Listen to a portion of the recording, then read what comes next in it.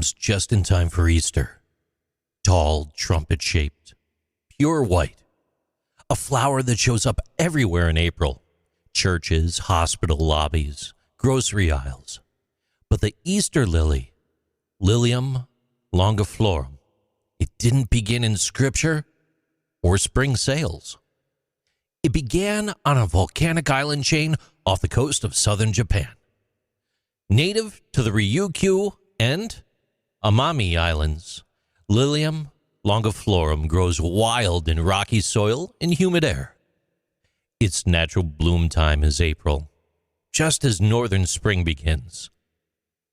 The plant typically reaches 2 to 3 feet tall, 61 to 91 centimeters, with thick green stalks and waxy white petals that release a very sweet and heavy fragrance.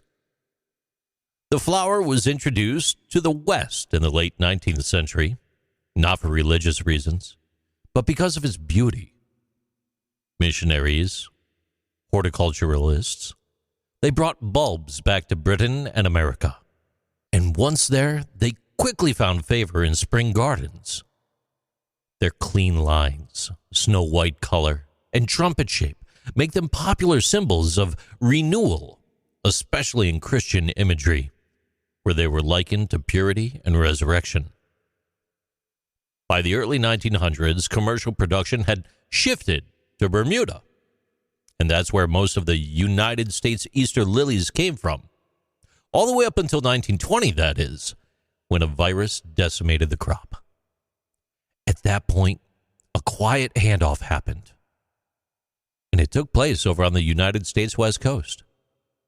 After World War I, a soldier named Lewis Houghton returned from service in East Asia and shared a suitcase full of lily bulbs with friends along the southern Oregon coast. These weren't just gardeners. They were commercial growers.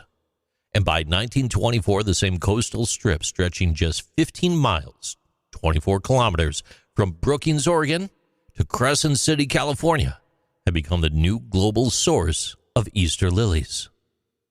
It still is. Roughly 95% of the potted Easter lilies sold in the United States are grown in that narrow region today. The farms are family-run. The process, quite labor-intensive. Bulbs are planted in the fall, typically in late September or early October, into sandy loam soil. The plants develop underground for months, requiring careful watering, fertilization, and protection from frost. In spring, they're dug, shipped, and coaxed to bloom in greenhouses just in time for the Holy Week. Timing matters. Easter moves each year.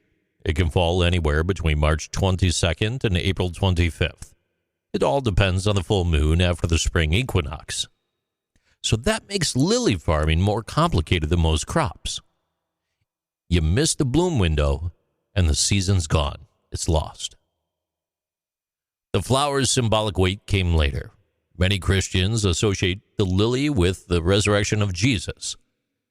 The Gospel of Matthew includes the line, "Consider the lilies of the field. Even Solomon in all his glory was not arrayed like one of these."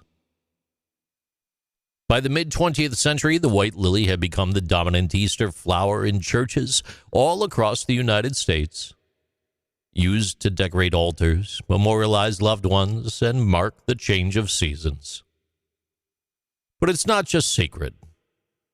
It's also toxic. Lilium longiflorum is highly poisonous to cats. Even a few grains of pollen, if ingested, it can cause acute kidney failure in our little kittens. That's why florists now include warning tags and placement advice on each purchase. And despite the religious association, there's no biblical mandate to use lilies.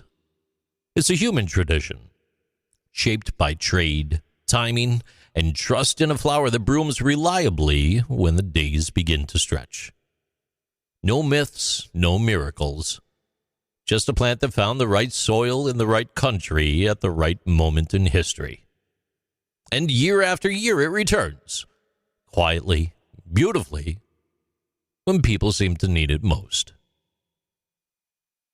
These are interesting things with JC.